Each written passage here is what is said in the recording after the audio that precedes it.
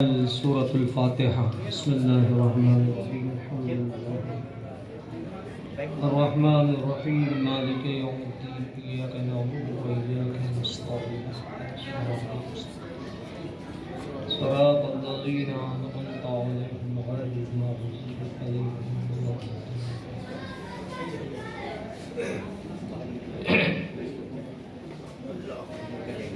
لا حول ولا قوة إلا بالله العلي العظيم أعوذ بالله السميع العليم من الشيطان اللعين الرجيم بسم الله الرحمن الرحيم الحمد لله إقرارا بنعمته ولا إله إلا الله إخلاصا لوحدانيته الصلاة والسلام على سيد الأصل ما في الوجود سر اللہ فی کل موجود نقطۃ دائرۃ الوجود صاحب اللواء الحمد والمقام المحمود سیدنا الممجد بشیرنا المسدد نظیرنا المعید المصطفى الامجد المحمود الاحمد ابن القاسم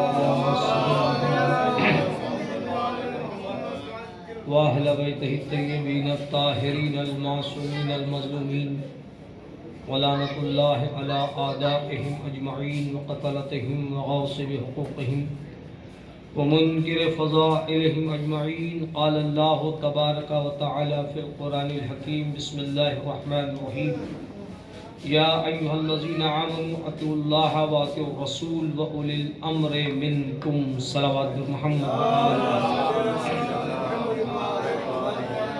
تمام تعریف اللہ کے لیے، درود و سلام محمد و آل محمد کے لیے۔ کائنات کا عظیم خالق و مالک اپنی مقدس منور نورانی آسمانی عرفانی کتاب میں اہل ایمان کو حکم اطاعت دے رہا ہے۔ یہ آیہ مبارکہ ہزاروں مرتبہ حضرات نے ذاکرین سے سنی ہے۔ اے ایمان لانے والوں، اطاعت کرو اللہ کی، اس کے رسول کی اور صاحبان امر کی۔ آج کی شب بڑی عظیم شب ہے اور یہ محفل اپنی نوعیت کی ایک منفرد محفل ہے جو ہمارے چھوٹے بھائی اشفاق صاحب کے زیر اہتمام اور کچھ مومنین حضرات کے تعاون سے یہ محفل اپنی منزل تک پہنچتی ہے، اور امام سجاد علیہ السلام کی جنہیں آدم اہل بیت کہا جاتا ہے، ان کی ذات والا صفات کے لیے بس اتنا ہی کہہ دینا کافی ہے کہ قرآن کی وہ آیت کے مرج البحرین یلتقیان بینہما برزخ لا یبغیان فَبِأَيِّ آلَاءِ رَبِّكُمَا تُكَذِّبَانِ۔ اللہ نے فرمایا کہ ہم نے دو دریاؤں کو جاری کیا ہے۔ مرج البحرین یلتقیان سورہ رحمان کی آیت، ہم نے دو دریاؤں کو جاری کیا ہے۔ مرج البحرین یلتقیان بینہما برزخ لا یبغیان، ان دو دریاؤں کے درمیان ایک حد فاصل ہے، ایک آڑ ہے۔ یخرج منہما اللؤلؤ والمرجان، اور ان دریاؤں میں موتی اور مونگے پیدا ہوتے ہیں۔ تو اے آدم کے بیٹو، تم ہماری کن کن نعمتوں کو جھٹلاؤ گے؟ مفسرین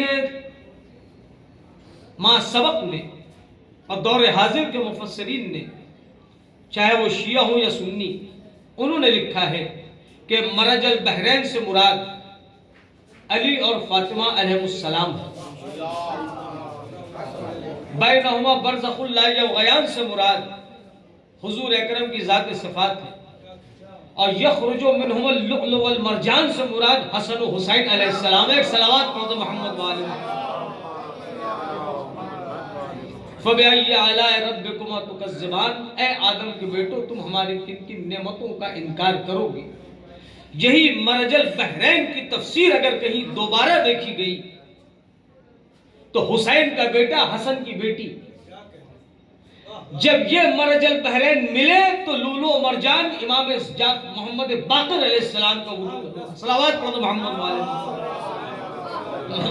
مرج البحرین یلتقیان بینہما برزخ لا یبغیان، علی بن الحسین اور فاطمہ بنت حسن علیہ السلام، یہ وہ مرج البحرین ہیں کہ جن کو اللہ نے دوبارہ ملوایا ہے۔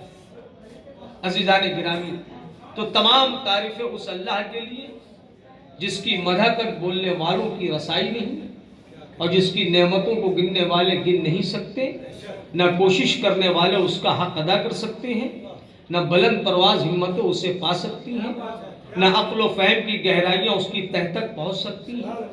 اس کے کمال ذات کی کوئی حد معین نہیں، نہ اس کی ابتدا کے لیے کوئی وقت ہے، نہ انتہا کے لیے کوئی مدت ہے۔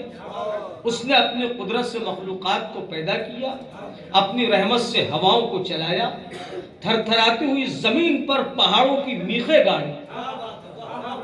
دین کی ابتدا اس کی معرفت ہے، کمال معرفت تصدیق ہے، کمال تصدیق توحید ہے، کمال توحید اخلاص ہے، کمال اخلاص یہ کہ اس سے صفتوں کی نفی کی جائے، کیونکہ ہر صفت شاہد ہے کہ وہ اپنے موصوف کی غیر ہے، ہر موصوف شاہد ہے کہ وہ صفت کے علاوہ کوئی اور چیز ہے۔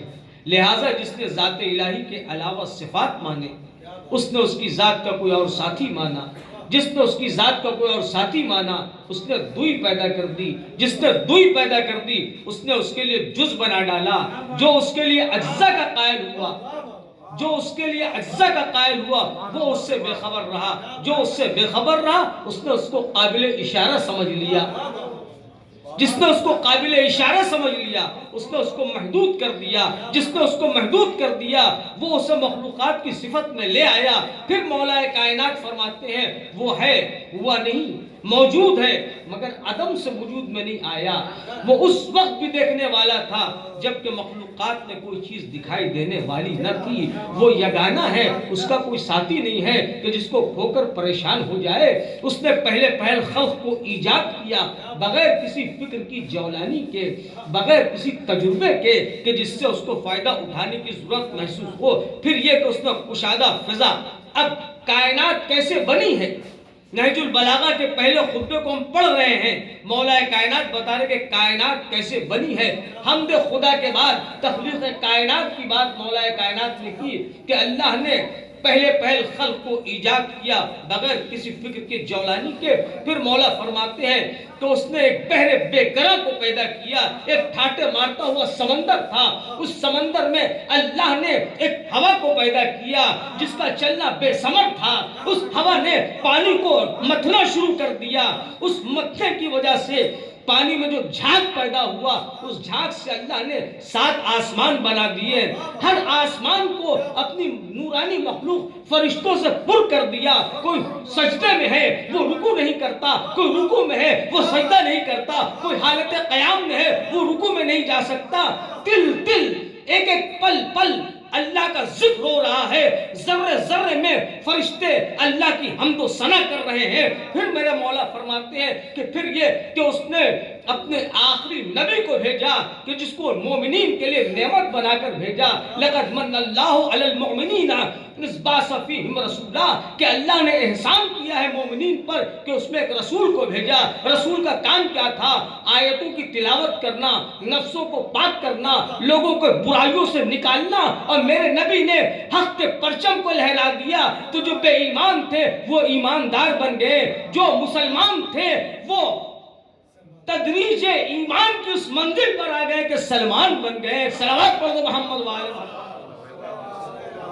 عزیزان گرامی، پھر مولا کائنات اس خطبے کے آخر میں فرماتے ہیں کہ اللہ نے اپنے گھر کو پیدا کیا ہے جو مرکز ہدایت ہے۔ ان اول بیت وضع للناس للذی ببکۃ مبارکا وہدی للعالمین۔ مولا کائنات فرماتے ہیں اس گھر کے قریب اس طرح لوگ کھنچ کر آتے ہیں جیسے پیاسے کنویں کی طرف جاتے ہیں۔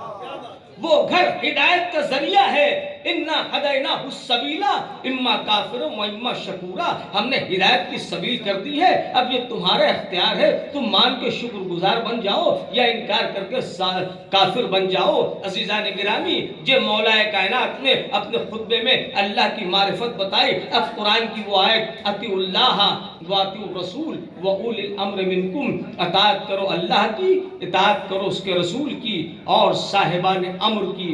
میں کہوں گا میرے معبود 3 اطاعتوں کا تو نے حکم دیا، اطیع اللہ، اللہ کی اطاعت کرو، وَأَطِیعُوا الرَّسُولَ، اور رسول کی اطاعت کرو، وَأُولِي الْأَمْرِ مِنْکُمْ، ایک اطاعت اللہ نے اپنے لیے خاص رکھی، اطیع اللہ، اس میں کوئی شریک نہیں۔ دوسری اطاعت اطیع الرسول، رسول کی اطاعت کرو، تو جیسے اللہ کی اطاعت ہے بے نہیں ویسے رسول کی اطاعت ہے۔ اب رسول کی اطاعت کے بعد تیسری اطاعت کا حکم دیا جا رہا ہے، لیکن ایک اطاعت کو بیچ سے ہٹا دیا گیا۔ میرے معبود ماجرا کیا ہے؟ یا تو ایک اطاعت میں، ایک اطیعو میں 3 اطاعت کو لاتا، یا تینوں اطاعت کے لیے الگ الگ اطیعو کو بھیجتا۔ کیا تیرے خزانے میں لفظوں کی کمی آ گئی؟ اطیعوا اللہ، اللہ کی اطاعت کرو، واطیعوا الرسول، رسول کی اطاعت کرو، وَأُولِي الْأَمْرِ مِنْکُمْ، لیکن جب اولی الامر کہا تو لفظ اطیعوا کو ہٹا کر اللہ نے بتا دیا جیسا رسول ہوگا ویسا جانشین ہوگا، جیسا رسول ہوگا ویسا اس کا جانشین ہوگا۔ اگر نبی نوری ہے تو جانشین نوری ہوگا، نبی معصوم ہے جانشین معصوم ہوگا، نبی بے خطا ہے جانشین بے خطا ہوگا، نبی صاحب اعجاز ہے جانشین صاحب اعجاز ہوگا، نبی صاحب امر ہے تو جانشین بھی صاحب امر ہوگا، اور ایسا صاحب امر ہوگا کہ اگر علی مردے کو ٹھوکر مار دے تو کلمہ پڑھ کے زندہ ہو جائے، اگر فاطمہ ہاتھ اٹھا دے تو جنت سے لباس آ جائے، اگر حسن اشارہ کر دے تو مرد عورت بن جائے، اگر حسین اشارہ کر دے تو فدرس کو پھل مل جائے، اور اگر سجاد کے ہاتھ کو دھلا دیا جائے تو پانی گوہر و مرجان بن جائے۔ صلوات پڑھ دو محمد و آل محمد۔ اطیعوا اللہ واطیعوا الرسول وَأُولِي الْأَمْرِ مِنْکُمْ، اطاعت کرو اللہ کی، اطاعت کرو رسول کی، اور اطاعت کرو صاحبان امر کی، صاحبان امر کی اطاعت کرو۔ اے میرے مالک تو نے یہ تو بتا دیا صاحبان امر، صاحب کا مطلب مالک، صاحب علم، صاحب مال، صاحب خانہ، صاحب کمال، صاحب کتاب، یہ ساری چیزیں نا۔ تو صاحب کا مطلب مالک، تو صاحب امر کا مطلب جس کی حکمرانی امر پر ہو، جو امر کا مالک ہو، وہ ہے صاحب امر۔ اب میرے معبود تو بتا امر کسے کہتے؟ تو اللہ کہے گا کہ قرآن کو تلاش کر، ہل ہل کے نہیں مل مل کے پڑھو، رفتار سے نہیں گفتار سے پڑھو، آنکھ بند کر کے نہیں آنکھ کھول کے پڑھو، تو تجھ کو قرآن میں امر کے 18 لفظ ملیں گے۔ امر کی 18 آیتیں ہیں قرآن میں۔ امر کے معنی رزق، امر کے معنی تقدیر، امر کے معنی فرشتے، امر کے معنی روح، امر کے معنی موت، امر کے معنی زندگی، امر کے معنی بادل، امر کے معنی مٹی، امر کے معنی لا شے کو شے میں تبدیل کر دینا۔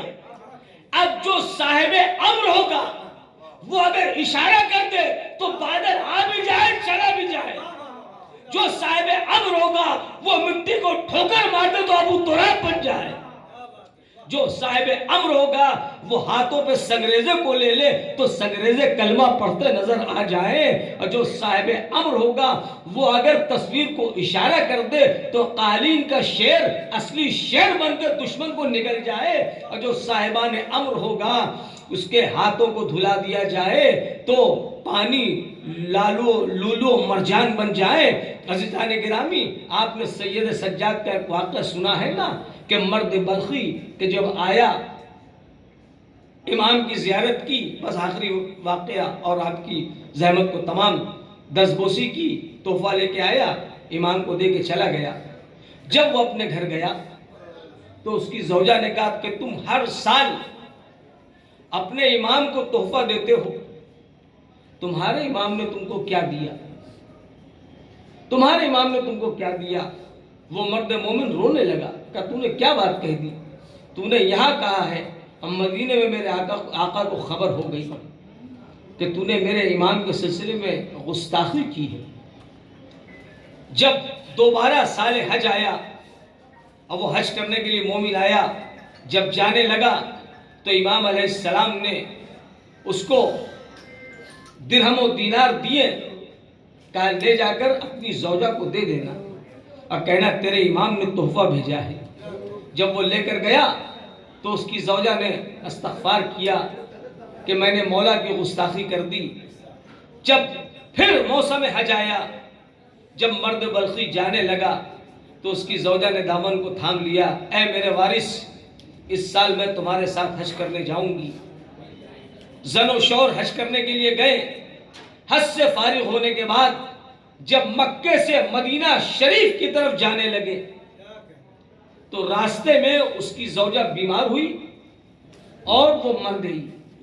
بالکل مولا کا دولت خانہ قریب تھا، قریب میں وہ عورت مر گئی۔ اب مرد مسافر کیا کرے؟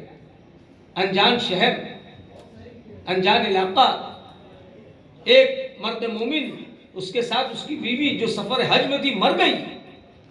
اس نے خیمے میں اپنی بیوی کی میت کو رکھا، دوڑتا ہوا امام کی خدمت میں آیا، امام کی قدم بوسی کی اور ایک گوشے میں بیٹھ گیا۔ امام جو صاحب امر ہے، امام جو دلوں کے حالات سے واقف ہے، امام جو چہرے کو پڑھنے والے ہیں، امام نے جب دیکھا کہ میرا چاہنے والا بہت اداس ہے، قریب بلایا، بھائی کیا بات ہے، تو اتنا اداس کیوں ہے، میرے قریب آ۔ وہ قریب آیا۔ جب عالم غربت اور مصیبت میں اگر کوئی ہمدردی کے جملے کہہ دیتا ہے تو انسان بلک کے رونے لگتا ہے۔ امام نے شانے پر ہاتھ رکھا کہ تو غمزدہ کیوں ہے، ابھی تیرا امام زندہ ہے، بتا کیا بات ہے۔ تو وہ بلک کے رونے لگا کہ مولا، میری بیوی آپ کی زیارت کرنے کے لیے آ رہی تھی، راستے میں اس کا انتقال ہو گیا، میں اس کی میت کو خیمے میں رکھ کے آیا ہوں۔ امام نے جواب دیا کہ جا کر دیکھ، شاید کہ وہ زندہ ہو۔ یہ جملہ بہت قابل غور ہے۔ امام نے کہا جا، شاید وہ زندہ ہو۔ اب ہم ایسے امام کو مانتے ہیں کہ جس کا شاید یقین کی منزل پر ہے۔ امام نے کہا شاید وہ زندہ ہو، جا کر دیکھ۔ اب جو اس کا شوہر آیا تو دیکھا کہ اس کی زوجہ مصلی پر بیٹھی شکرانہ ادا کر رہی۔ اس نے کیا تو مر گئی تھی؟ میں تو چادر اڑا کر گیا تھا۔ اس نے کہا ہاں، میری روح جب عالم پرواز میں جا رہی تھی تو میں نے دیکھا کہ عالم نور میں ایک بزرگ نمودار ہوئے، اور بزرگ نے ملک الموت کو اشارہ کیا کہ میری زائرہ ہے، اس نے میری زیارت نہیں کی، اس کی روح کو واپس کر دے۔ اور علی بن الحسین اسے 30 سال کی عمر عطا کرتا ہے۔ جب وہ اپنی زوجہ کو لے کے امام کے پاس آیا، اور جب اس کی زوجہ نے امام کے چہرے انور کو دیکھا تو تڑپ کر رونے لگی کہ خدا کی قسم یہی وہ نورانی چہرہ تھا جس نے عالم نور میں ملک الموت کو حکم دیا کہ میری زائرہ کی روح کو واپس کر دے۔ تو یہ میرے مولا ہے کہ جو صاحب امر ہیں، ان کی دعاؤں کا مجموعہ کائنات میں عظیم بے مثال ایک انمول تحفہ ہے صاحبان ایمان کے لیے۔ میرے مولا وہ مولا ہے کہ اللہ نے قرآن میں فرشتوں کو ساجدین کہا۔ بس آخری جملہ، اللہ نے قرآن میں فرشتوں کو ساجدین کہا، انبیاء کو عابدین کہا۔ اب میرا چوتھا امام وہ امام ہے کہ اگر فرشتوں کی بس میں چلا جائے تو سید الساجدین نظر آ جائے، انبیاء کی صف میں چلا جائے تو زین العابدین بن جائے۔ بس دعا ہے کہ پروردگار عالم اس سال کے آخری دن میں تمام مومنین کی دلی مرادوں کو پورا فرما دے۔ میرے معبود جو پریشان حال ہیں ان کی پریشانیوں کو دور فرما، جو مقروض ہیں ان کے قرض کو ادا فرما، جو بیمار ہیں انہیں شفا کاملہ عطا فرما، جو حج و زیارات کو جانا چاہتے ہیں انہیں مشرف فرما۔ میرے معبود یہ سال جو گزر چکا ہے، جو وبائیں نازل ہوئی تھی، پروردگار اس امام مولود کا صدقہ، اس امام معصوم کا صدقہ جس کے لیے آج جشن کی محفل کو منعقد کیا گیا ہے، امام زین العابدین کے صدقے میں جو بیمار ہیں انہیں شفا عطا فرما دے۔ پروردگار کائنات سے اس وبا کو دور فرما اور تمام مومنین کو اپنے حفظ و امان میں رکھ، امام عصر کے ظہور میں تعجیل فرما، ہم سب کو ان کے اعوان و انصار میں شمار فرما۔ ربنا تقبل منا انك انت السميع العليم ان الله وملائكته يصلون على النبي يا ايها الذين امنوا صلوا عليه وسلموا تسليما.